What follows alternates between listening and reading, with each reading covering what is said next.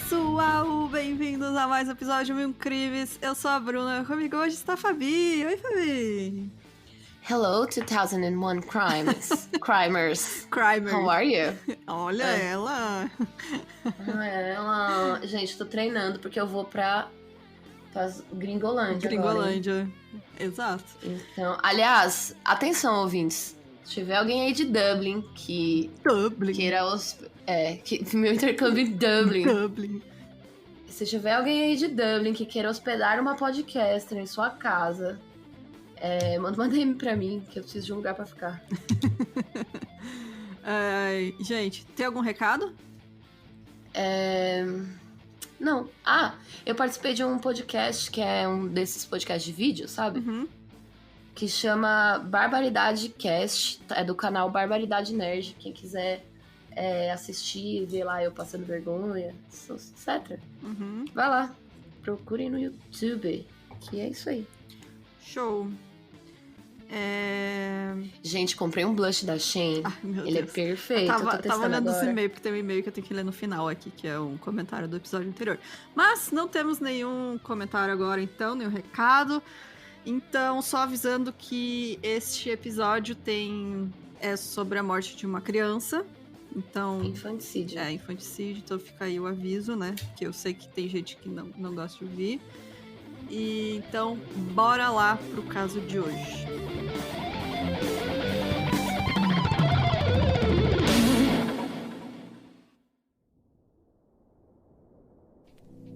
Eu vou começar esse episódio, então, falando do dia 15 de julho de 2008, quando a polícia recebeu 13 ligações feitas por Cindy Anthony.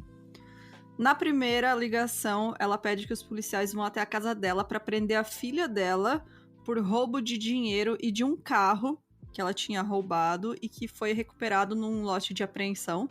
E aí, no final da primeira ligação, a filha dela, né, a Casey, ela pode ser ouvida pedindo à mãe que lhe desse mais um dia. A Cindy recusou, dizendo que já havia esperado um mês para ver a Kaylee. Durante a segunda ligação, então, a Cindy disse novamente à atendente que queria que a Casey fosse presa, e aí acrescentou: e eu tenho uma possível criança desaparecida, que é a Kaylee, que é a neta dela, filha da Casey. Então, na terceira ligação, a Cindy diz que tem uma criança desaparecida, o carro cheira como se tivesse um corpo em decomposição dentro dele. E a Casey Anthony, que é a filha da Cindy, também fala com a atendente na terceira ligação e ela diz o seguinte: minha filha está desaparecida há 31 dias. Bom, é isso, né? Só pra vocês terem noção de como essa história começa. E aí agora a gente é que vai tocar esse barquinho, né? Agora a gente vai falar, então, quem são estas pessoas, né? A Casey Marie Anthony, ela nasceu em 19 de março de 1986, em Warren, Ohio. Ela era um dos 2 filhos de Cindy e George Anthony, uma família que, na visão de todos, era completamente normal. A Cindy trabalhava como enfermeira e o George era policial. E a Casey era considerada uma criança feliz, que se tornou uma adolescente popular e cheia de amigos. No ensino médio, a Casey começou a apresentar um comportamento que, apesar de problemático, não foi levado a sério, porque as pessoas achavam que não prejudicava ninguém, além dela mesma. Ela começou a mentir descaradamente sobre muitas coisas, e mesmo quando confrontada, ela inventava mentiras para encobrir a outra mentira que ela tinha sido descoberta. E ela quase nunca admitia que era tudo sua invenção. E eu tava vendo que ela mentia sobre, tipo, umas coisas bestas, sabe? Exato! Tipo assim, Do nada, as coisas... Nada a ver, assim. Nada a ver. É tipo assim, e aí, Casey, você viu esse resto de comida que tava na geladeira? Aí a pessoa vira e fala assim, a Casey virava e falava, não vi. Mas então por que sua boca tá suja de farofa, tá ligado? Aí, tipo, ela assim, eu caí, tropecei ali na farofa que tá na rua. E era assim, tipo, ela não tinha nenhum motivo pra mentir sobre nada. E ficava inventando historinha, gente. Sim. Era isso, basicamente. Ela inventava história, inventava pessoa que não existia. Assim, ó, era um absurdo atrás do outro. Bom, a primeira grande mentira, né? Que aí que não foi das pequenininhas, foi a primeira grande mentira da Casey, foi no dia da formatura do ensino médio dela. Isso porque os pais dela planejaram uma festa gigante, né? Chamaram todo mundo da família, os avós, os amigos. E aí, quando a galera chegou na colação, eles descobriram que a Casey não ia se formar, porque ela tinha largado os estudos alguns meses antes. E ela, tipo, nem... Ela, assim, ela esperava os caras aí, tá ligado? Ela falava, foda-se, você vai chegar lá, óbvio você vai descobrir. Exato. Ai, gente. É. Eu tava ouvindo um episódio do Não Inviabilize e teve uma menina que pediu emprestado o dinheiro da namorada pra fazer uma lipoaspiração, né? Uhum. Na verdade, ela falou que tava doente e, na verdade, fez uma lipoaspiração. Aí eu fico perguntando, mano, você vai encontrar sua namorada, você vai falar o quê? Tá ligado? Ela não vai ver? Né? Não? Tipo, não, perdi aqui 60 quilos. Não, tipo, sem noção, sabe? Ela deixa... Ela fez exatamente isso. Ela não tentou contar a verdade ou alertar ninguém de que ela ia se formar. Ela não ia se formar, né? Ela ajudou os pais na preparação da festa até o momento que eles descobriram que ela tinha parado de ir na escola há meses. E aí ela tipo, não ia até se a hora formar. de chegar lá. Tá Não, eles chegaram lá e aí, quando não chamaram ela, de certo, ela... não, então, eu não vou me formar. Tipo... na verdade, eu menti, trouxe todo mundo até aqui, mas não vou me formar. Era assim. Ela tentava manter a mentira até o impossível, assim, né? Ela não... tipo, sei lá, achava que ia acontecer alguma coisa divina que, né, fosse transformar em verdade. E, bom, quando ela tinha 19 anos, a Casey tentou enrolar os pais dela em mais uma das grandes mentiras. Aí, né? Mas que aí não tinha como ela falar por muito tempo essa mentira, né? Como ela sempre foi uma pessoa muito magra, muito atlética, a mãe dela logo percebeu que ela tava ganhando peso. E aí suspeitou que ela tava grávida. Falou, não, seu metabolismo não é assim, seu corpo normalmente não é assim, tem alguma coisa acontecendo. E aí ela, né, perguntou se ela tava grávida, ela negou, a Casey disse inclusive que ainda era virgem. Gente. Mano, sério. E aí, nessa época, ela já tava noiva de um homem chamado Jesse Grunt. E ela falou, não, eu sou virgem. Eu não... É o filho de nossa, de Jesus, de Deus. Filho de Deus. 7 meses grávida, tá ligado? Nossa, mano, é muita cara de pau essa mulher, velho. Tem que rir por enquanto, né? Que não é nada grave, porque depois só dá vontade de bater na cara dela. Obviamente, né, que essa mentira aí, ela não se sustentou por muito tempo e logo ficou difícil esconder a barriga que estava crescendo. Ela finalmente admitiu que estava grávida e eu vi isso foi quando ela estava de 7 meses, porque ela era muito magrinha. Sim, E, tipo, com 7 meses foi quando começou a aparecer, sabe? Uhum. Aí, tipo, ela falou, bom, então, eu tô grávida. E aí, ela não revelou nunca quem que era o pai dessa criança. E às vezes ela falava que o pai era o noivo dela, o Jesse, né? E outras vezes ela falava que era um ex-namorado que tinha morrido em um acidente de trânsito. Gente. Que tinha morrido em um acidente de trânsito há pouco tempo. E assim, era impossível ser o Jesse, porque, tipo, não batia as datas, sabe? De quando eles se conheceram e ficaram noivos ali e da gravidez. Tipo, não tinha como ser dele. Bom, em 9 de agosto de 2005, a Kaylee Marie Anthony nasceu. Então fica assim, gente, porque os nomes são parecidos, mas a Casey é a mãe e a Kaylee é a filha. Isso.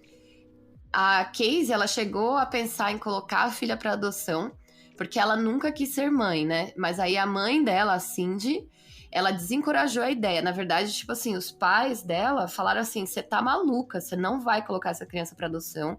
A gente vai te ajudar. Os pais dela também, gente, eles eram muito legais. Nossa, assim, tipo, meu dá Deus. Muita dó, assim. Nossa. É um casal tipo... maravilhoso, sempre apoiaram ela em tudo, sabe? Aqueles Exatamente. que realmente abraçaram a neta, né, cara? Eles falaram, não, a gente vai criar essa criança, a gente quer ter ela perto da gente e tal, então...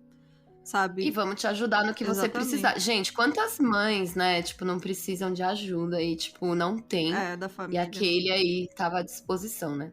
Enfim. A Casey, ela terminou o seu relacionamento com o Jesse e ela ainda morava com os pais, que agora tinham uma neta, que eles ajudavam a cuidar, a criar e amavam muito.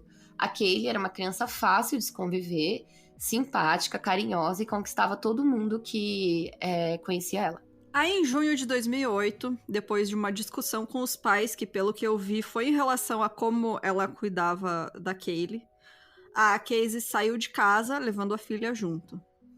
E durante as próximas semanas, quando a Cindy ligava para a filha perguntando como estava a neta e querendo ver a menina, a Casey dizia que ela estava com a babá, que era uma mulher chamada Zenaida Fernandes Gonzalez, que ela chamava de Zene. E este nome, mais pra frente, vocês me lembram de falar uma curiosidade sobre este nome, tá? Fala agora. Não, agora não, mais pra frente. Depois, me lembra que eu não botei no roteiro. E aí, cada vez que eles ligavam perguntando sobre a neta e querendo ver ela, a Casey dava uma desculpa diferente. Aí ela falava, ela tá na praia com a babá. Ela tá no parque. Porque eles moravam em Orlando, né? Que eu esqueci de colocar aqui, mas eles moravam em Orlando. Ou seja, tem um monte de parque lá, né? E, enfim, tem muita coisa pra fazer. A cidade, imagina, você crescer em Orlando, né? A criança vai ser feliz da vida. E aí, enfim, ela sempre dava uma desculpa, né? E daí você imagina, os avós que moram junto, né, com a criança, são acostumados a ver ela todo dia e tal, e perguntando, e ela sempre dando alguma desculpa. E aí, em 13 de julho de 2008, a Cindy e o George receberam uma carta oficial, né, dizendo que o carro da Casey estava em um pátio de reboque, porque tinha ficado sem gasolina. E aí, por isso, ele foi guinchado. Lá é crime você ficar sem gasolina, né? Na estrada. Eu tenho uma história e uma curiosidade sobre esse rolê. Ela tava totalmente sem grana, né? Uhum. E ela não tinha como colocar gasolina no carro. E ela foi descontar um cheque. Ela parou num posto de gasolina, aí ela descontou o cheque. Aí ao invés dela... E esse carro, quem tinha dado pra ela eram os pais dela. Sim, era o carro da família que ficou pra ela, né? Exato, porque ela tava sem, e eles falaram, a gente quer ajudar você aí, o carro vai ser bom pra você, sei lá, levar sua filha pros médicos, enfim. E aí, ela parou num posto de gasolina e ela viu que não tinha, que ela ia acabar a gasolina dela. Aí, ela descontou um cheque que ela tinha pra receber e ao invés de pôr gasolina no carro, ela levou pra esse lugar aí e largou o carro lá. Olha só.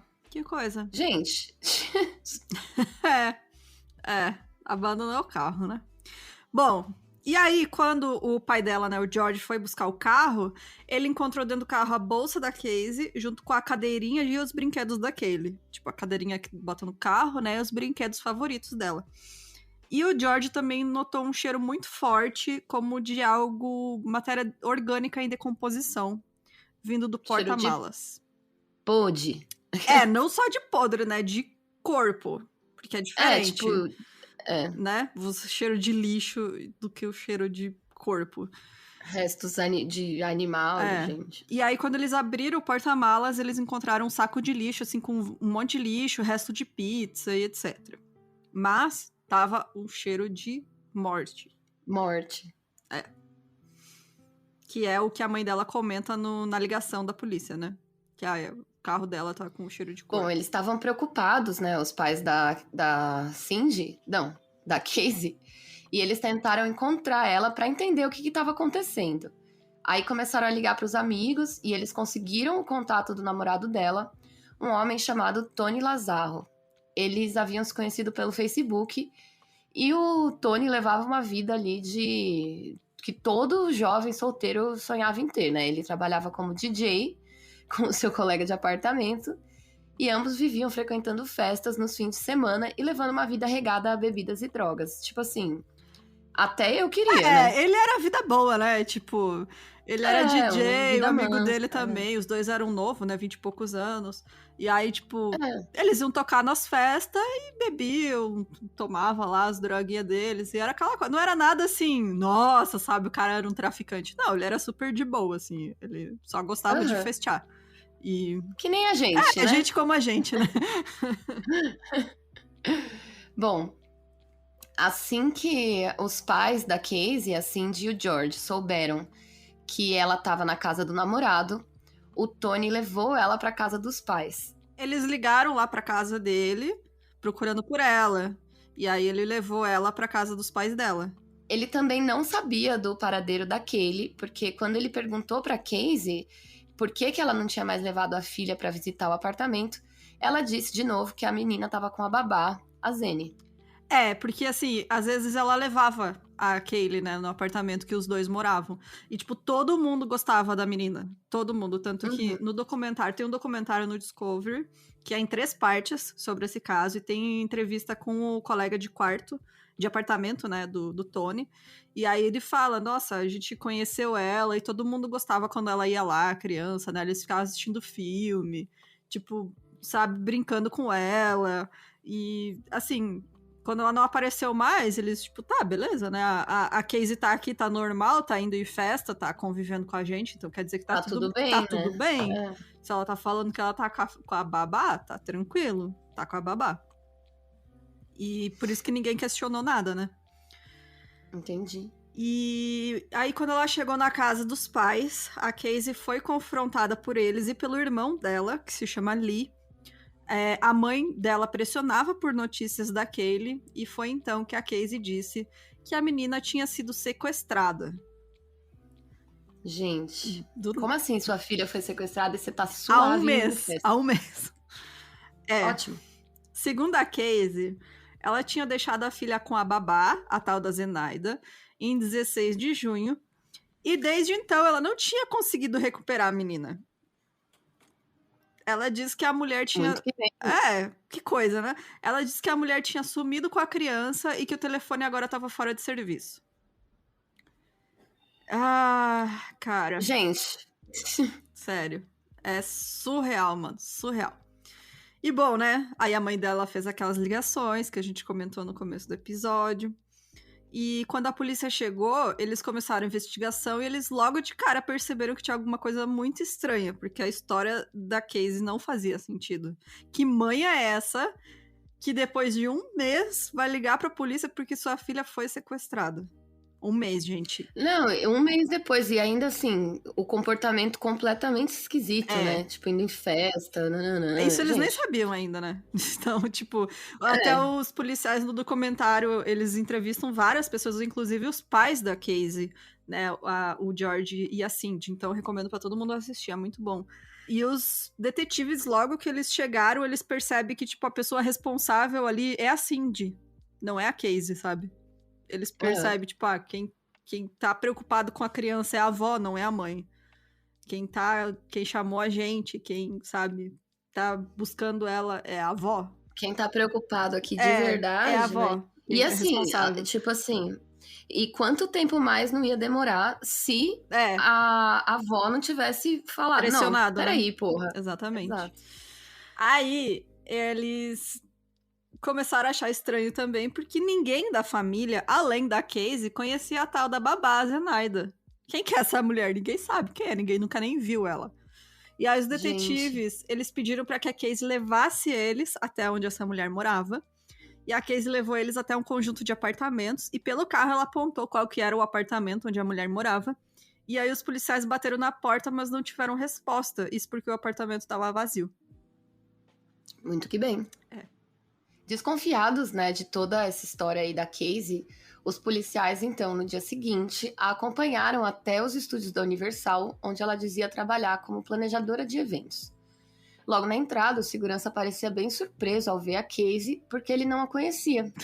Não, essa história pra mim... Gente, sério. Gente. Isso aqui é o suprassumo do quanto essa mulher é dissimulada. Ela chegou lá e ela falou assim, eu trabalho aqui. Aí ela começou a dar o nome de algumas pessoas que trabalhavam com ela. E o segurança também não encontrou nenhuma dessas pessoas nos registros de funcionários. E por ela estar acompanhada de 2 policiais, eles entraram mesmo assim. E andaram por cerca de 20 minutos nos escritórios do estúdio, com a Casey cumprimentando alegremente as pessoas que passavam, como se ela conhecesse eles.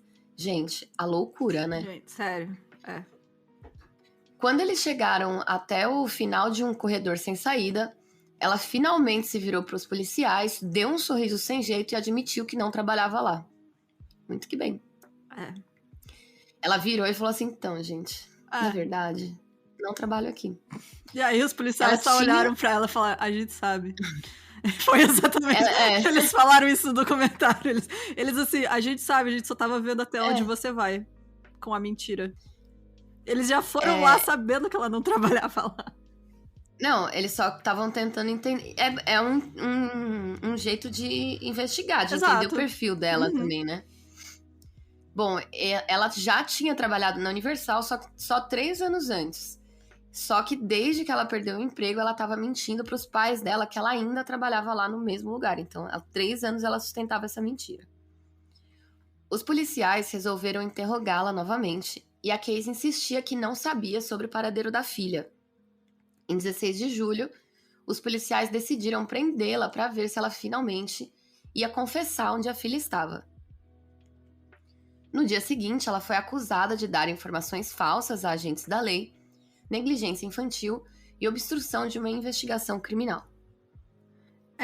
E bom, aí eles logo encontraram a tal da Zenaida Fernandes Gonzalez. Só que era uma mulher mais velha do que a Casey havia dito, e ela morava em uma cidade próxima ali, não morava em Orlando.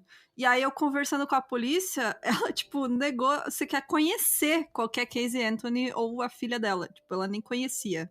Ela não tinha qualquer ligação, assim, com a Casey. Gente, e aí, que loucura. Vem o negócio do nome. Porque o próprio colega de apartamento do namorado dela que desconfia quando ela fala, ela tá com a Zene Denene. Zene é como as pessoas chamam na rua Xanax, que é um calmante. Calmante? Sim. É Xanax, Xanax, gente. que em inglês eles falam Xanax. Xanax. E aí as pessoas chamam às vezes de Zene. E quando ela fala, ela tá com a Zene Denene, que né, a babá Nene, o cara fica meio assim, esse amigo, né, fala que ele acha meio estranho, tipo, desconfia que ela dá calmante pra menina filha dormir.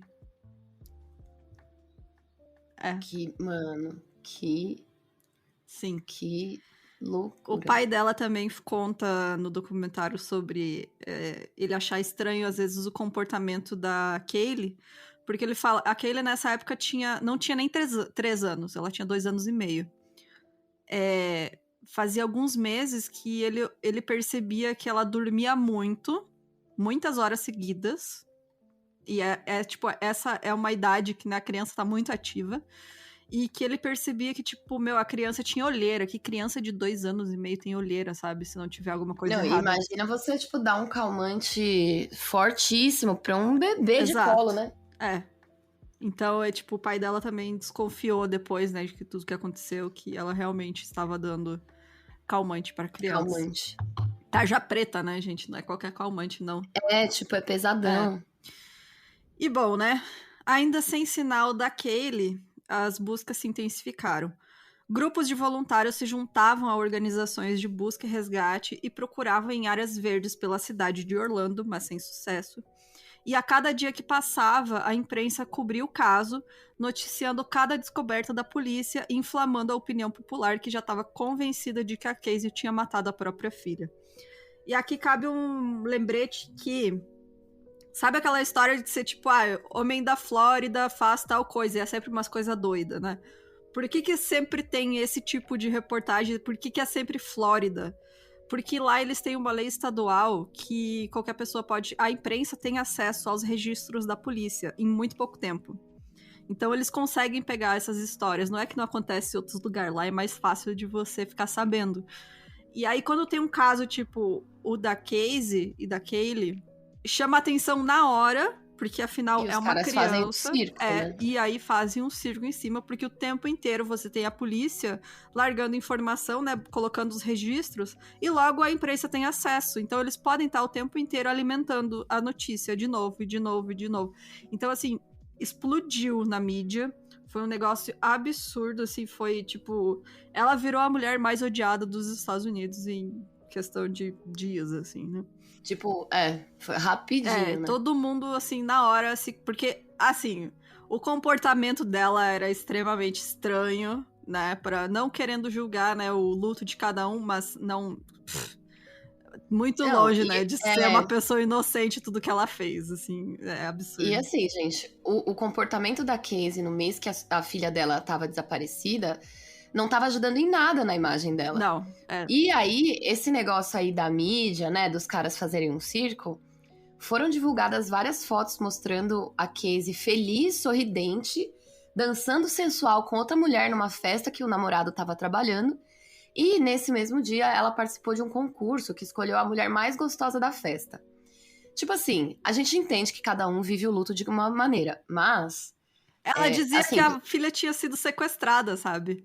Nem exato, sabiam gente. ainda onde estava a menina. Não, cara... Você tá tipo, a sua filha foi sequestrada e você tá lá dançando, balançando a raba na festa. E o melhor de tudo foi que ela fez uma tatuagem nas costas com a frase Bella Vita, que significa vida linda ou bela vida em italiano. Que coisa, né? Em 22 de julho... Ah, desculpa, amiga. Não, eu só tô... Eu fiquei... Nossa, esse caso é revoltante, cara. Sério. Gente, essa mulher, assim, ela vive no... Nárnia, né? Tipo... Em 22 de julho de 2008, após uma audiência de fiança, o juiz estabeleceu a fiança da Casey em $500 mil. O Leonard Padilha, um famoso caçador de recompensas e dono de uma empresa de fianças, ele pagou o valor pela família da Casey, né? E ele esperava que a Casey colaborasse com a polícia e ajudasse a encontrar a Kaylee. E ficou desapontado quando ela não forneceu mais nenhuma prova. Tipo assim, gente, vocês têm noção que um cara chegou e falou assim, não, eu vou pagar a fiança dessa mulher. Tipo, uma pessoa aleatória, dono de uma empresa de fianças, porque ele queria a solução do crime. Exato. Ele falou, eu vou pagar a fiança dela pra ela ajudar a polícia a encontrar a filha. E aí, quando ele viu que não adiantou nada, ele ficou muito puto, chamou a Casey de narcisista, promíscua. E aí, obviamente, gente, isso daí foi tudo noticiado e aumentou ainda mais a revolta popular contra ela.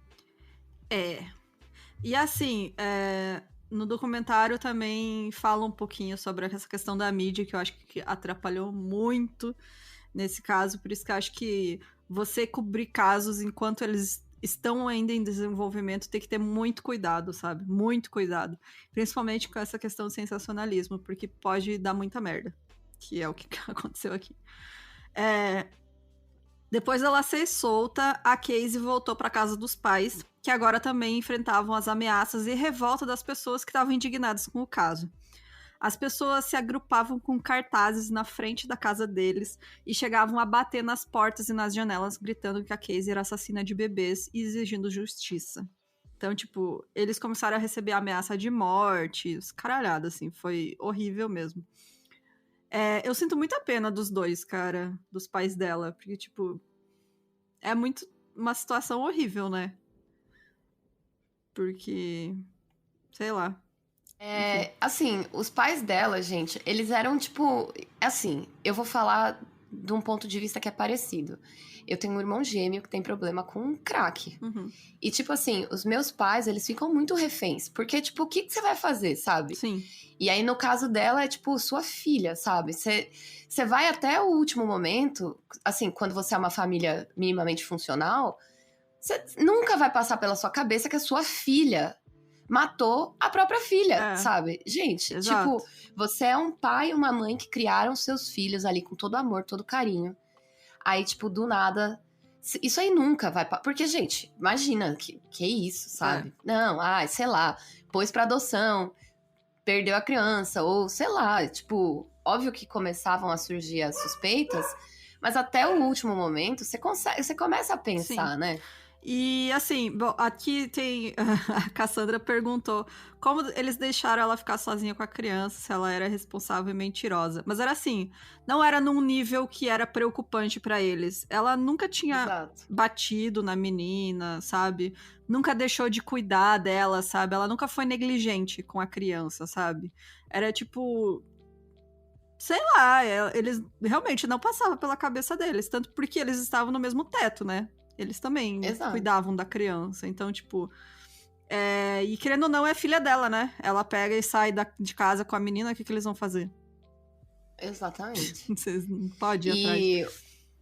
Os pais dela foram muito criticados, né? Porque nesse julgamento aí, nesse segundo que ela foi presa novamente, eles eles participaram do julgamento, só que a condição para que eles participassem é que eles não demonstrassem nenhuma emoção. Exato. Porque eles eram tecnicamente testemunhas, né? Uhum. Então eles não poderiam participar, mas aí o juiz falou, não, como vocês também vão depor, nananã, vocês são os pais. O juiz falou, vocês são os avós da criança também. Os avós né? da criança, exato. Aí. Aí ele deixou eles participarem. E eles falaram assim, vocês não podem demonstrar emoção. E foi o que eles fizeram. Uhum. Tipo, eles ficaram no cantinho deles, quietos. Aí a galera já ficou revoltada com eles. Como assim? Eles não vão falar nada. Gente, eles estão ali, eles querem ver também o negócio, o que tá acontecendo. Se essa é a condição pra você participar do negócio, você engole o choro e participa, sabe? Exatamente. Em 14 de outubro de 2008, a Casey, então, foi indiciada por um grande júri por acusações de assassinato em primeiro grau, abuso infantil agravado, homicídio culposo agravado de uma criança e 4 acusações de fornecer informações falsas à polícia. E aí ela foi presa novamente, dessa vez foi negada fiança para ela. Lembrando que até aqui ninguém sabia onde estava a Caylee. Eles ainda estavam procurando, mas a polícia já tinha certeza de que não encontrariam com vida, né? Afinal, uma criança de 2 anos e meio que está desaparecida, então... É muito difícil, assim, Sim. muito difícil. E às vezes, assim, nem encontrar o corpo, sabe? Porque ela pode ter vendido a criança, sabe? Existem várias coisas. No dia 11 de dezembro, um homem chamado Roy Kronk, que trabalhava com leitura de hidrômetro, ele ligou para a polícia. A poucos metros da estrada, em uma área de floresta, perto da casa dos Anthony, ele havia encontrado o que parecia ser uma sacola plástica com restos humanos, incluindo um crânio com fita adesiva ainda presa nele. Alguns dias depois, em 19 de dezembro, foi confirmado se tratar dos restos mortais da Caylee. Quando George e a Cindy visitaram a Casey na prisão, a Cindy ela parece devastada e ela fala com a filha pelo telefone enquanto ela se vê pela janelinha de vidro, né, da prisão.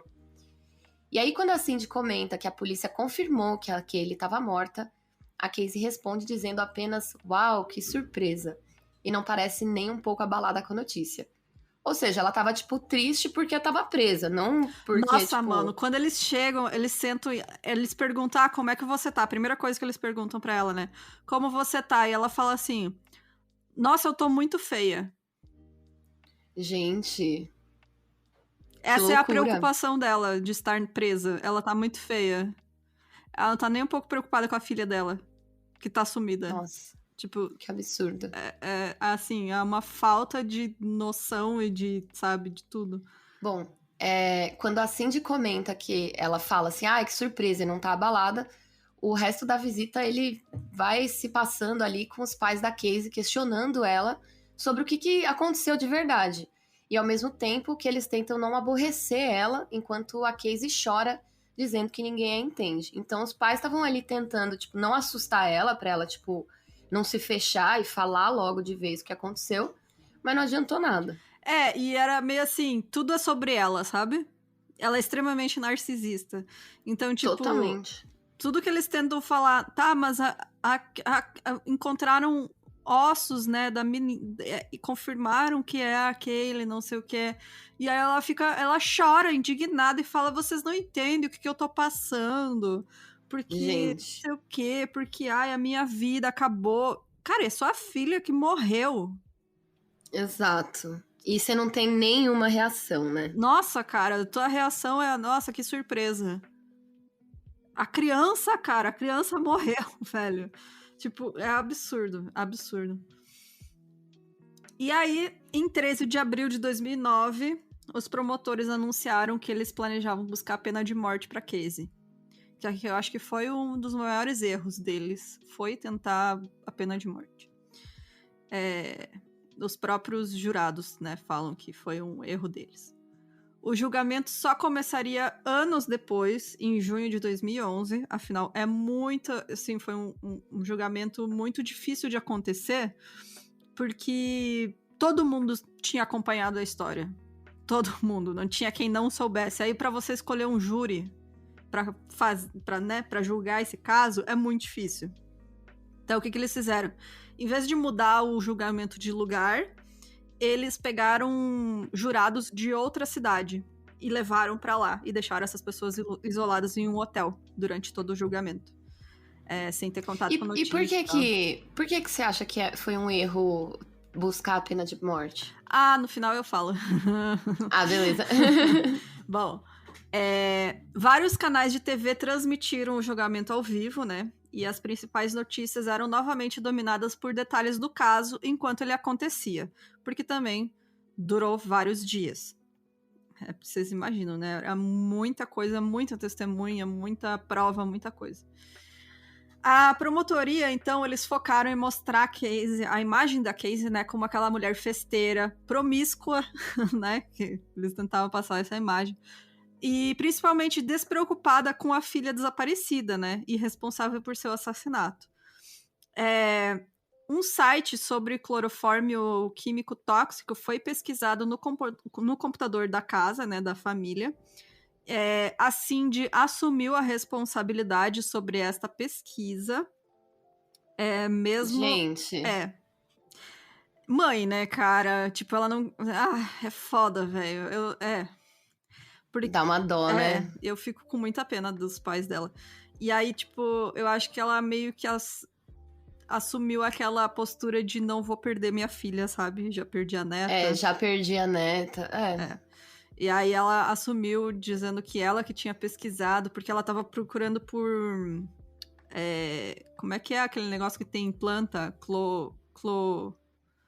Clorofila. Clorofila. Eu ia falar cloroquina. Não, clorofila, porque o cachorro tinha passado mal. Enfim, ela disse que ela ia pesquisar sobre isso pra ver se era tóxico pros cachorros. E acabou pesquisando, apertando antes o Enter e deu aquela busca automática, sabe? De clorofórmio, pesquisou. Isso porque o clorofórmio foi encontrado no porta-malas do carro. Traços de clorofórmio, né? E aí eles ligaram ao assassinato da Kaylee. Então, assim, a mãe dela assumiu mesmo a pesquisa sendo feita num horário que ela estava trabalhando. Então, não tinha como ter sido ela, sabe? Então, óbvio que foi a Kaylee. A Casey. Bom, mais de 400 peças de evidência foram apresentadas ao júri, que precisou ser selecionado em outras localidades e levado até Orlando devido à notoriedade do caso.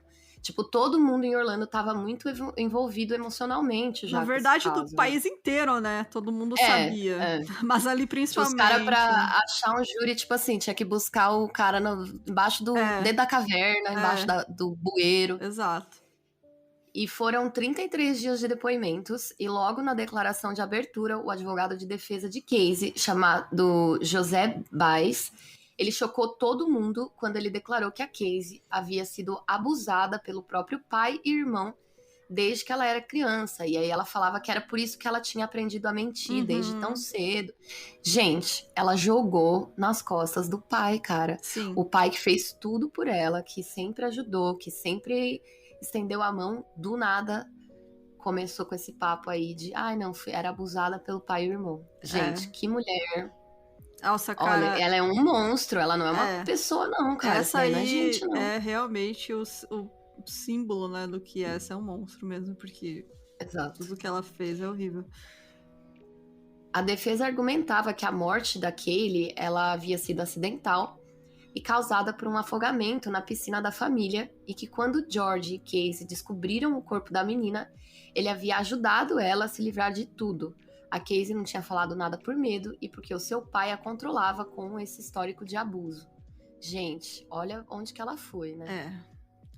E aí, o primeiro depoimento do George, né, como testemunha ali no julgamento, a promotoria perguntou pra ele, né, sobre essas acusações. Ele negou tudo. Ele disse, nunca encostei um dedo na minha filha, eu sempre... E aí eles até mostram, tipo, o primeiro visita que ele fez pra ela na prisão, ela chorando e falando, a pessoa que eu mais senti saudade foi você. Você sempre foi o melhor pai que eu já, sabe, que eu poderia ter tido. Você sempre esteve do meu lado, enfim. Totalmente contradizendo o que ela mesma estava falando ali, né? E o George... é muito triste, cara. Eu fico com muita pena do George, coitado. Ele diz que o que mais machucou ele era a acusação de que ele tinha alguma a ver com a morte da neta dele. Porque a neta, pra ele, era a vida dele. E, na verdade, o George estava tão emocionalmente abalado depois dessa confirmação que a Kaylee tinha morrido depois que encontraram, né, os restos mortais dela, que ele fez uma tentativa de suicídio pouco tempo depois do corpo da menina ser encontrado. Então, assim, o cara realmente tava, assim, na fossa. O George, ele ficou acabado depois que ele descobriu que a neta tinha morrido. Acabado. E aí vai a própria filha dele e joga ele embaixo do ônibus, né? Que nem os americanos falam. Tipo, joga ele pros cachorros, dizendo que ela tinha sido abusada, sabe? Mentindo sobre um negócio tão sério. Nossa, gente. E, tipo, é tão nocivo esse tipo de afirmação, né? Uhum, Tipo, principalmente para mulheres, né, que são realmente vítimas, né? exato. E além de tudo, o advogado de defesa, ele usa essa tentativa de suicídio do George como um sinal de que ele, na verdade, se sentia culpado por ter se envolvido. Em, tipo, Nossa, ter cara. ajudado ela a se livrar do corpo da menina, sabe? Mano. Tipo, nossa, velho, sério. E, assim, apesar de tudo, né, não era um caso tão fácil pra promotoria. Isso porque o Estado, né, ele precisa mostrar, quem precisa provar coisas é o Estado, né, que está acusando. Uhum. Então, a Casey não precisava provar nada. Ela só precisava, né, deixar dúvida ali sobre o que tinha acontecido. Então, tipo, eles não precisam, eles podem falar o que eles querem, né, claro, com devidas proporções, né. Uhum. Então, pra promotoria era muito difícil, porque como eles vão falar como aquele morreu, porque os restos mortais encontrados já tinham passado tanto tempo expostos à ação do tempo e de animais que sobraram apenas ossos. E é muito difícil você determinar a causa da morte com ossada. É muito difícil, porque você não tem tecido mole, você não tem, né, marcas, a não ser que a pessoa levou tiro, facada. É tipo, você vai fazer o quê? É ossada. Exato. Você não tem como descobrir como a pessoa morreu. Então eles focaram na fita adesiva, né, que foi encontrada, que mostrava que ela tinha sido colocada sobre a boca e o nariz da Kaylee. Então Nossa, gente. eles afirmaram que a Casey tinha deixado a menina inconsciente com clorofórmio e então coberto a boca e nariz com fita para que ela sufocasse. E aí ela morreu assim. Só que, claro, eles não tinham como 100% certeza como provar isso, né? Uhum. Então ficou meio que, tipo, eles dizem uma coisa, os outros dizem outra. E não dá pra ter certeza, porque infelizmente já passou muito tempo desde que o corpo tava lá. E aí as provas se perderam, tanto que não tinha DNA detectável, né? Porque afinal, se já se decompôs, né, todo o tecido do corpo, não vai sobrar Não nenhum tem, não vestígio dá. de DNA na fita nem nada, não tinha, já tinha tudo ido embora. Então era muito difícil mesmo. No porta-mala do carro foram encontrados fios de cabelos da Kaylee que mostravam sinais de decomposição já. Os promotores também contaram com o especialista forense Arpad Vaz, que havia desenvolvido uma técnica para analisar os gases e os vapores desprendidos quando um corpo se decompõe. Ele analisou o carpete do porta-malas do carro e determinou que os gases desprendidos ali indicavam que um corpo em decomposição estava presente em algum momento naquele local. Então, como se ela tivesse deixado o corpo daquele ali dentro do porta-malas durante alguns dias, que liga com o fato de que a gente falou antes, né, de olha, esse carro aqui tá com cheiro de resto de mortal, né? Tipo, cheiro Exato. de. E Flórida, né, gente? No verão. Você Exato, deixar calor, tudo apodrece, um gente, dia imagina. já vai ter cheiro, sabe? Então, tipo, nem precisa ser muito tempo, não. E na área onde os restos mortais da Kaylee foram descobertos, a polícia também recuperou os restos de um cobertor que pertencia a ela, além dos restos de uma sacola plástica de lavanderia que é vendida somente em pares e que correspondia a uma outra encontrada na casa dos Anthony. No computador da família, a polícia havia encontrado buscas feitas pelo clorofórmio no navegador, né? E a gente já tinha falado Isso. que a avó, né, da Uhum. Kaylee, a mãe da Casey, tinha assumido a culpa lá. E como eu falei, né, a defesa não precisava fazer nada além de colocar tudo em dúvida. Então, eles afirmavam se tratar de uma morte acidental. Eles diziam que o comportamento da Casey depois da morte da filha era apenas superficial para esconder seus verdadeiros sentimentos. E, ao contrário do que ele tinha dito nos argumentos iniciais, em nenhuma parte do julgamento a defesa apresentou provas ou sequer mencionou novamente a acusação de que o George tinha abusado da Casey. Então, ele foi só na hora, tipo, do... Como é que fala? Do negócio inicial lá, dos argumentos iniciais, depois nunca mais eles falaram nisso. Gente. Foi só pra chocar mesmo. E aí ele foi pegando um por um, assim, os argumentos da promotoria e foi jogando, tipo, A e C, sabe? Porque é isso que a defesa queria fazer, tipo, botar dúvida. Uhum. Porque você só vai condenar alguém se você não tiver dúvida do que aquela pessoa fez. E de como ela fez, não é só se ela fez, né? É como. Se tu não falar como, pode ser que não tenha sido ela, sabe? Entendi. E aí ele falava assim, aquele negócio de analisar os gases nunca tinha sido feito em corte isso, né, em julgamentos. Era a primeira vez que aquele tipo de teste estava sendo feito, né, como prova de julgamento. Então, realmente não tinha tanta... Assim, tem comprovação científica? Tem, né, mas não tem esse histórico de você usar em julgamento, né? Que seja uma prova definitiva, que nem a DNA, por exemplo. Então, ele sempre ia colocando e se. E aí, os argumentos finais foram feitos em 3 e 4 de julho de 2011. O Jeff Ashton, da promotoria, disse ao júri o seguinte: quando você tem um filho, esse filho se torna sua vida. Este caso é sobre o choque entre essa responsabilidade e as expectativas que a acompanham, e a vida que a Casey Anthony queria ter. Então, eles realmente bateram nessa tecla de que a Casey nunca quis ter um filho, né? Que ela teve uma filha muito nova, que realmente ela tinha, 21 anos ali, nessa época. Uhum. 21, 22. E que ela queria ter essa vida de solteira que o namorado dela tinha, de ir em festa, de não ter preocupação, mas né, ela tinha uma criança pra cuidar. E aí ela não podia ter essa vida que ela sonhava ter. Uhum.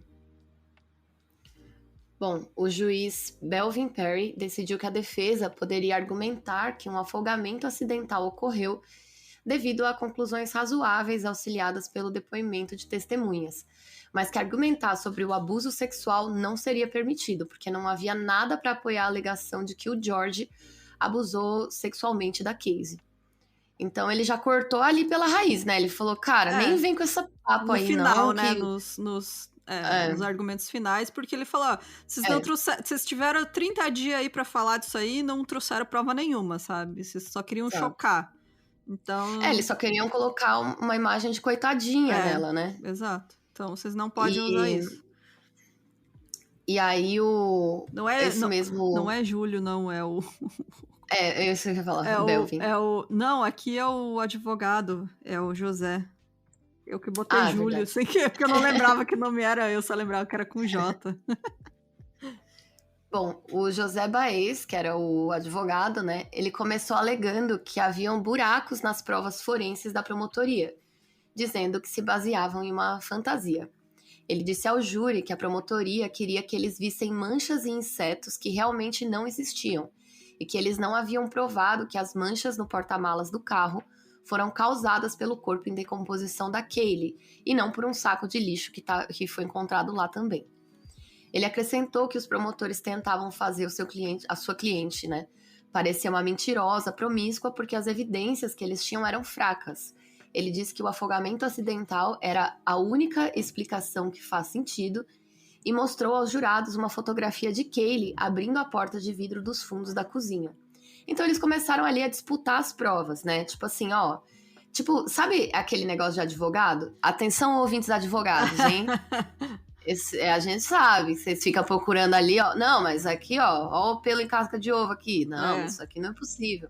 E assim, óbvio, né? Esse é o trabalho do famoso ouvinte advogado. Exatamente. Mas é isso que eles estavam tentando fazer, descreditar a prova e jogar contra, né? Exato. E bom, aí vem a surpresa, né? O júri iniciou as deliberações em 4 de julho e em 5 de julho de 2011, o júri considerou a Casey inocente das acusações de assassinato em primeiro grau, homicídio culposo agravado de uma criança e abuso infantil agravado, e a considerou culpada apenas nas acusações de fornecer informações falsas à aplicação da lei. E... Nossa, hein? Cara, Nossa. no documentário eles entrevistou até o juiz, e ele fala que quando ele recebeu, ele leu 2 vezes pra ter certeza do que ele tava vendo. Que nem ele acreditou. Não, e vocês sabem que aqui, no 1001 Crimes, a gente não gosta muito desse papo de tipo, tem que apodrecer na cadeia, tem que morrer, não sei o quê. A gente não é muito a favor disso, mas essa mulher, ela precisa ser institucionalizada, assim, tipo... e aí aqui eu vou voltar porque que foi um erro colocar a pena de morte, porque os próprios jurados falaram isso. Que se eles tivessem pedido, sei lá, prisão perpétua, ela teria sido provavelmente julgada como... considerada culpada. Porque eles ficaram assim... Olha, a gente não quer dizer que a gente acha que ela é inocente. Eu achei interessante uma mulher... eu li depois o depoimento de uma das juradas e ela fala isso. Eu não considero ela inocente, mas eu acho que o Estado não fez o trabalho suficiente para tirar todas as dúvidas de como ela fez e por quê. Entendi, eles não queriam ter nas costas a responsabilidade de ter condenado alguém à morte, exatamente, né? Então, tipo, o júri basicamente foi isso, assim, eles achavam que, não quer dizer que eles acham que ela não fez, eles só acham que tinha, assim, o Estado não conseguiu provar o suficiente a versão deles, e o advogado conseguiu deixar em dúvida o suficiente para que a versão deles pudesse ser razoável, sabe? Pudesse ser considerada. Uhum. Então, realmente foi um contra o outro, assim. Uhum. Eles ficaram nessa, assim, realmente, a gente não tem certeza, então, se foi acidente ou não, então a gente não vai condenar ela à morte. E aí foi isso que aconteceu. A Casey foi condenada a 4 anos de prisão e multa de $4.000. Como ela já tinha passado mais de 3 anos e meio presa, aguardando julgamento, além, né, do tempo lá de bom comportamento enquanto esteve presa, ela ganhou a liberdade em 17 de julho de 2011. Ou seja, o julgamento começou no dia 5 de julho e ela foi liberta no dia 17, tipo assim. Não, aliás... a sentença foi dada em 5 de julho. Foi, exatamente. Ela ficou, tipo, sei lá, mais 10 dias presa e saiu fora. Exato. Aliás, gente, dia 5 de julho é meu aniversário. Olha aí, ó. Curiosidades. Bom, a Casey ainda precisou enfrentar outros julgamentos e multas, incluindo o da verdadeira Zenaida Fernandes Gonzalez, a Zene, né, que tentou processar ela por danos morais, e em pouco tempo a Casey declarou falência e foi morar de favor enquanto ela fugia dos holofotes. Devido ao caso, vários movimentos sociais pressionaram as autoridades a criar a Lei de Caylee, que impõe requisitos mais rígidos aos pais para notificar a aplicação da lei sobre a morte ou desaparecimento de uma criança. Foram 4 estados que aderiram a essa lei, se não me engano. Uhum. Que diz que tem que avisar a polícia em tanto tempo, enfim. Uhum. E agora vem o que todo mundo já sabia, né? Tipo, as provas confirmando que realmente foi a Casey que matou a própria filha e que ninguém tinha dúvida disso. Mas em novembro de 2012, uma estação de TV chamada WKMG, de Orlando, eles informaram que a polícia... Gente... Aí é foda, né? A polícia, né, gente? E, né, cara, aí você pensa nessa época, os caras estavam recém começando a fazer análise de dados de computador e tal, né? Mas, tipo, mano, isso aqui é erro... Mas, pô, já era 2011, assim, né, gente? 2008, amiga, quando eles estavam pesquisando. Começando o caso, né? As investigações. Mas mesmo assim, né, cara, você é a polícia, você não faz um erro grotesco desses. Acontece que a polícia... Eles investigaram apenas o histórico de pesquisa do Internet Explorer. Nossa. A Casey, ela usava o Mozilla Firefox. Show, hein? Aí, ó, se você usar o Mozilla, a polícia não vai pegar você. E aí, o que eles descobriram? Que o histórico do navegador mostrou que alguém na casa dos Anthony, né, porque era o computador da família, usando uma conta protegida por senha, que era usada apenas pela Casey, usou o Firefox para fazer uma pesquisa no Google por asfixia infalível. Opa! Às 14h51, horário que os pais dela estavam trabalhando. E aí, em seguida, clicou em um artigo criticando sites pró-suicídio que promovem maneiras infalíveis de morrer, incluindo a ideia de cometer suicídio tomando veneno e colocando um saco plástico na cabeça. Então, o navegador registrou, depois disso, a atividade no MySpace, que era usada pela Casey e não pelo George, né? Porque os pais dela não usavam Nossa, MySpace. tipo, a pessoa fez uma pesquisa básica aqui e depois foi entrar no Orkut, né? É, MySpace. É, basicamente.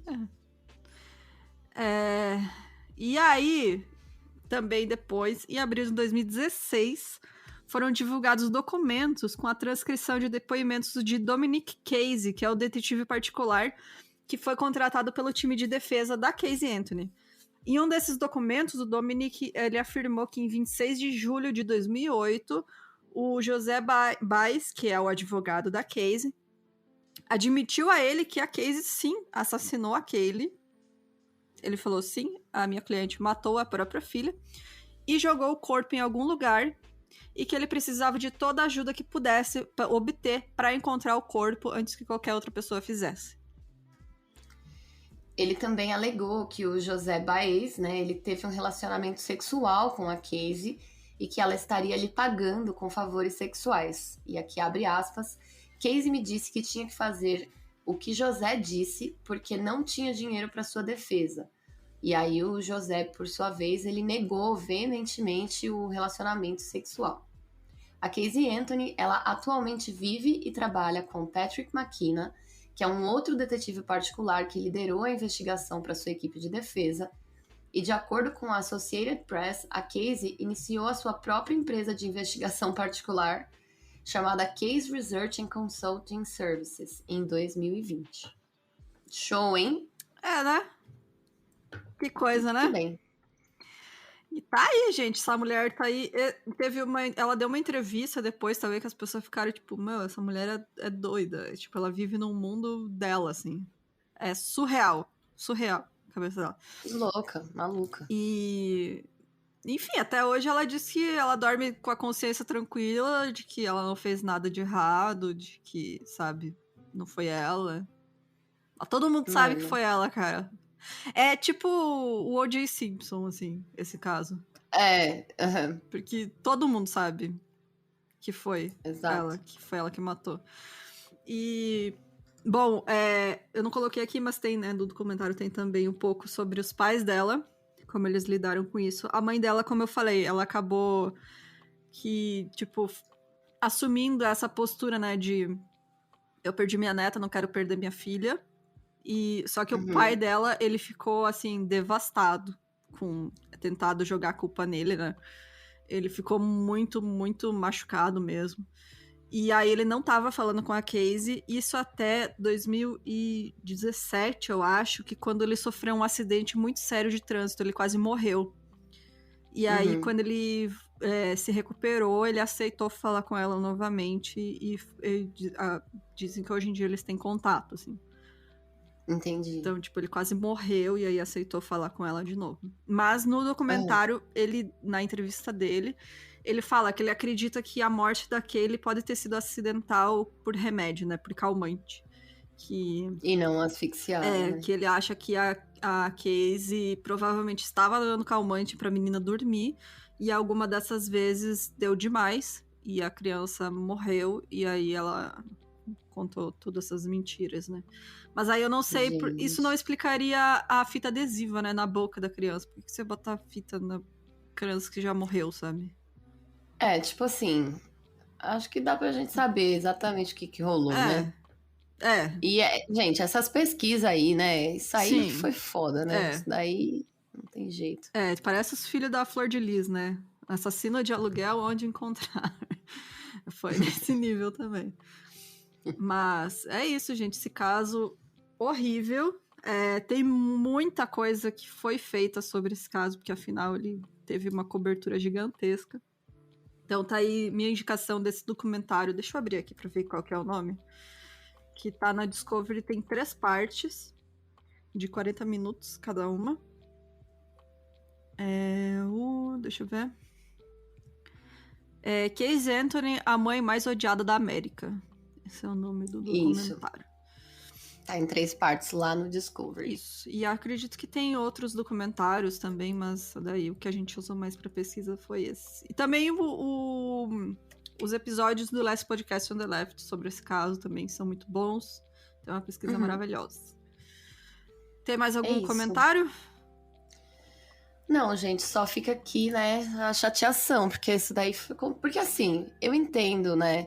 Ai, vai trancar no calabouço, nananã. Tudo bem, a gente não pensa desse jeito aqui no 1001, vocês sabem. Mas esta mulher, ela tem seríssimos problemas. Tipo assim, alguma coisa tem que ser feita. Ela precisa ser institucionalizada, ou, tipo, fazer um tratamento, ou, sabe? Não dá pra ela ficar assim, desse jeito. Tipo, imagina essa mulher tendo outro filho, e aí depressão pós-parto, sabe? Eu vi comentários no Reddit falando que ela estava grávida desse cara que ela tá agora com o Patrick McKenna, mas eu não consegui confirmação de nada, então não sei mesmo se ela teve filho com ele ou não, sabe? Mas é assustador, né? Tipo, se a pessoa nunca nem passa pela cabeça dela que ela fez alguma coisa errada, ela se convenceu de que ela é a vítima, não foi a filha que ela matou, e aí, sabe? Fica por isso mesmo, assim. É muito foda mesmo. Nossa, gente, pelo amor de Deus, né? E bora então pros comentários do último episódio? Bora.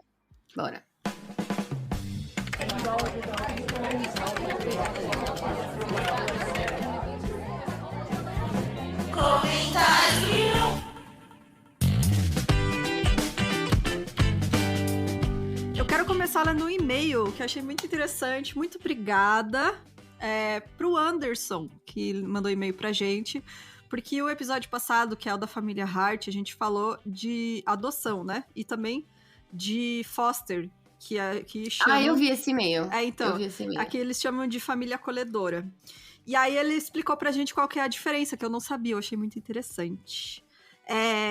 Ele falou assim, que isso existe no Brasil, então pra pessoa receber dinheiro do governo, né, ao adotar uma criança, ela precisa ser uma família acolhedora não adotante, que é uma família que abriga temporariamente uma criança para que ela não esqueça como é ter uma família e não ficar numa instituição, né? E recebe, então, né, o auxílio do governo para isso, né, para receber essa criança. Essa família acolhedora não pode adotar ninguém, e o Estado dá um tempo de 2 anos para a mãe no Brasil, né, e a família se estabilizar, e ela só tira em último caso. O adotante também passa por um crivo muito forte. Então, o adotante tem até 1 ano, né, pra ver se vai se ajustar com a criança. E isso é pra proteção da criança e não do adotante. E ele não pode publicar fotos da criança nessa época. Isso a gente tá falando no Brasil, né, que ele falou pra gente. Que existem grupos para adoção especial ou busca ativa, que é quando a criança possui risco de vida. E só quem tem essa licença de adoção pode pegar essas crianças. E porque ele está na fila, né, de adoção, ele foi obrigado a aprender todos esses termos e mandou e-mail pra gente explicando tudo certinho. Então, muito, muito obrigada, Anderson, pelas informações. Mesmo. Achei muito interessante também. Você quer ler algum comentário aí? Eu quero. Peraí, tem aqui...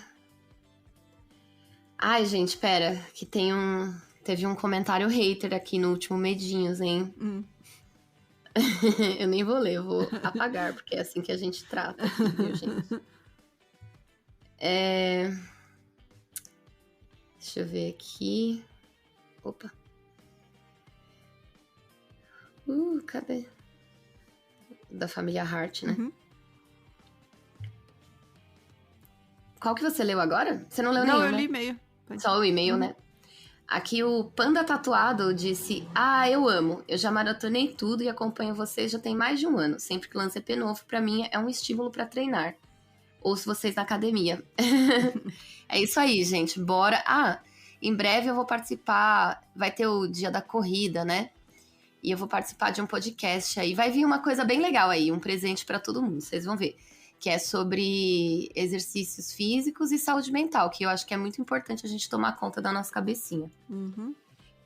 O Panda aqui também falou que o ruim é que esse caso ajuda a embasar a gente preconceituosa e dificultar os LGBTs que realmente querem adotar, porque certezas que os LGBT-fóbicos vão usar esse caso. Com certeza, é tipo, gente, pra quem é reaça e LGBT-fóbico, é assim, uma pessoa fazer uma coisa errada que parece que, não, representa toda a comunidade, né? E não, né? sabe? A gente sabe que tem, gente, famílias aí LGBTs que lutam pra conseguir adotar uma criança, que criam com muito amor e, assim, muitas vezes muito melhor, né, do que até os casaizinhos aí, normie, a gente né? acabou de falar de um caso de uma mãe hétero que matou a própria filha, né, gente? Não quer dizer nada. Exatamente. Isso não quer dizer literalmente nada. É tipo, sabe? Exato. Não tem muda. aí, né, já o próprio... esse próprio exemplo aí da Casey Anthony, né? Eu vou ler o comentário do Diogo, então, meu amigo. Olá, Diogo. Aí ele foi citado, feliz estar citado nos comentários. E ele disse, mas falando sobre esse episódio, é um absurdo como tanta gente deixou passar o que estava acontecendo com essa família. Apareceram vários sinais de alerta ao longo do tempo. Que nem o caso do Bernardo, né? Que a gente falou também, que tipo... E eu acho que essa família aí, esse casal, né, elas saíram muito como as salvadoras, né? Sim. Tipo, olha aqui, salvando essas crianças, olha que fofo, não sei o quê. E aí, gente, tem uma outra coisa que vale a pena a gente lembrar, é que tem muito, tipo assim, atualmente na sociedade, criança não é gente, não. Ninguém respeita os direitos individuais de criança, sabe? É muito doido isso. Por exemplo, a gente vê lá, não devia trazer criança no avião, não sei o que, reclamando disso. Gente, que isso? Criança é gente. Sim, né? Tipo, sabe, a gente tá na Idade Média, onde, tipo, criança era considerado um adulto pequeno, né? pra trabalhar. Que isso? Criança é gente. A pessoa tá se formando ali, né? Tipo, tá criando uma personalidade, ela absorve tudo, né, basicamente. Uhum. Eu vou ler aqui o comentário da Luísa Michelotti, que é: parabéns pelo episódio, queria também ressaltar a importância desse episódio no Brasil de 2022, porque não está fácil, realmente. E eu vou ler então o último comentário da Dayana Monteiro, que eu achei maravilhoso o comentário da Dayana. Que é grande, tá, gente? Escreveu um textão. Ela falou assim: essa história é muito chocante em tantos níveis. O racismo, elitismo. É inconcebível que não tenham feito uma pesquisa psicológica dessas mulheres em pelo menos uma das denúncias realizadas. Por maiores que sejam os problemas na aplicabilidade das leis brasileiras, pelo menos o ECA tenta manter o poder pátrio dos pais independente da condição social. Existem problemas e tragédias como o caso do Bernardo, que eu lembrei o episódio todo, sim. E é aí que acredito que o juiz deva ter uma maior autonomia para a defesa dos interesses dos menores. Sabe-se lá o que esses pais, em ambos os casos, alegaram aos profissionais, porque é notória a presença de inúmeros casos com traços narcisistas. No caso Hart, eu entendo que elas se deram conta que as crianças não iam mais se calar diante dos abusos, por esse motivo preferiram simular um acidente que dar o braço a torcer. Meu coração, sempre que escuto esse caso, fica em pedaços. E realmente, né, cara, ainda tem muitas falhas, né, no sistema, mas pelo menos a gente tem o ECA, que é uma legislação, assim, que é realmente pioneira, né, no que ela propõe. Que, assim, o Brasil, não sei, né, se tô falando besteira ou não, mas acho que é um dos poucos países que tem uma legislação específica para criança e que realmente é muito importante, né? Como você disse, criança é gente, né, gente? Exato. Eu, assim, achei maravilhoso o comentário da Dayana. Realmente, elas eu acho que foi esse caso mesmo de não dar o braço a torcer, né? Uhum. E realmente, assim, muitos traços narcisistas, né? Então, tipo assim, ela não vai perder essa competição, sabe? Tipo, jamais vou deixar que saibam que eu sou uma mãe ruim, tá ligado? Uhum. Toda aquela imagem construída nas redes sociais, né? E, enfim. E é isso. Acho que é isso. Tem mais algo para finalizar? Não, era só aqui, ó, gente. Queria falar que muito obrigada aí, vocês que estão ouvindo Mil e Medinhos. Eu tô adorando, a gente tá muito feliz com os resultados dele. E se você tem uma história pra contar, 1001 Medinhos no assunto, manda pro 1001crimes@gmail.com que eu vou contar a sua história.